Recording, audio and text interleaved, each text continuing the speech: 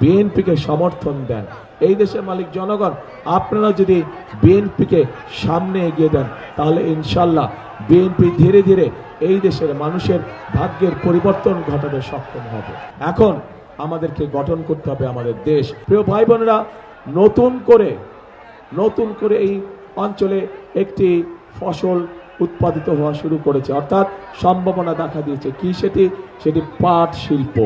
পাট শিল্পের এখানে নতুন করে সম্ভাবনা দেখা দিয়েছে।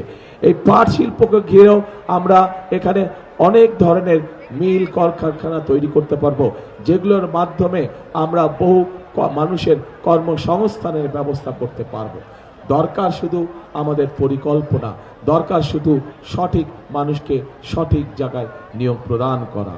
প্রিয় ভাই বোনেরা, কাজেই আমরা যদি সকলে মিলে কাজ করি, সকলে মিলে যদি পরিকল্পনা গ্রহণ করি, ইনশাল্লাহ তাহলে অবশ্যই শুধু টাঙ্গাইল নয়, আমাদের সারা বাংলাদেশে আমরা আমাদের কাঙ্ক্ষিত পরিবর্তন আনতে সক্ষম হব।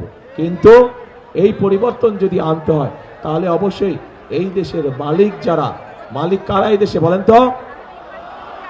জনগণ। কাজে এই দেশের মালিককে আমাদের সাথে থাকতে হবে, কারণ মালিক ছাড়া তো কোনো কাজ করা যাবে না। মালিক ছাড়া কোনো কাজ করা যায়? মালিক ছাড়া কোনো কাজ করা যায় না।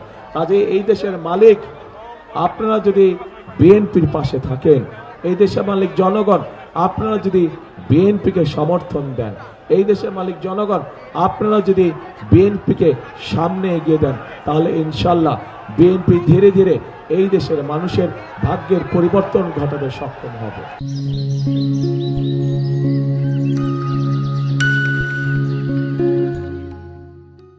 প্রিয় ভাই বোনেরা, কাজেই আজ আমাদের সামনে আজকে সময় এসেছে। আমরা আন্দোলন করেছি, আমরা সংগ্রাম করেছি, আমরা অত্যাচার নির্যাতন শুরু করেছি, আমরা আমাদের বহু সহকর্মীকে আমাদের মধ্যে থেকে হারিয়েছি।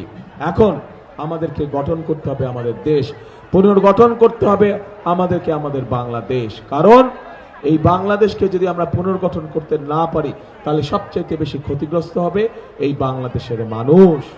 কাজেই বাংলাদেশের মানুষের ভাগ্যের পরিবর্তন করতে হলে অবশ্যই এই দেশে আমাদেরকে কঠোর পরিশ্রম করতে হবে, এবং এই পরিশ্রম করতে হবে আমাদেরকে ঐক্যবদ্ধভাবে।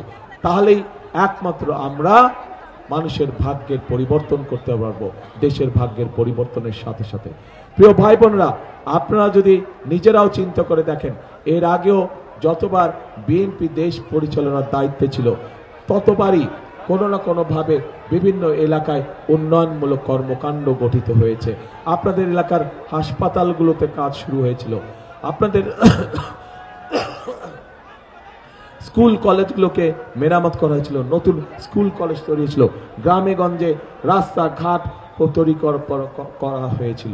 কাজেই প্রিয় ভাইনেরা, আমাদের যদি সেই রাজনীতির ধারা আবার চালু করতে হয়, একই সাথে যদি নতুন পরিকল্পনার মাধ্যমে এলাকা এবং এলাকার মানুষের ভাগ্যের পরিবর্তন করতে হয়, তাহলে আমরা যেরকম আমাদের পরিকল্পনার কথা আপনাদের সামনে তুলে ধরেছি, আপনাদেরকেও তাহলে একই রকমের পরিকল্পনা গ্রহণ করতে হবে।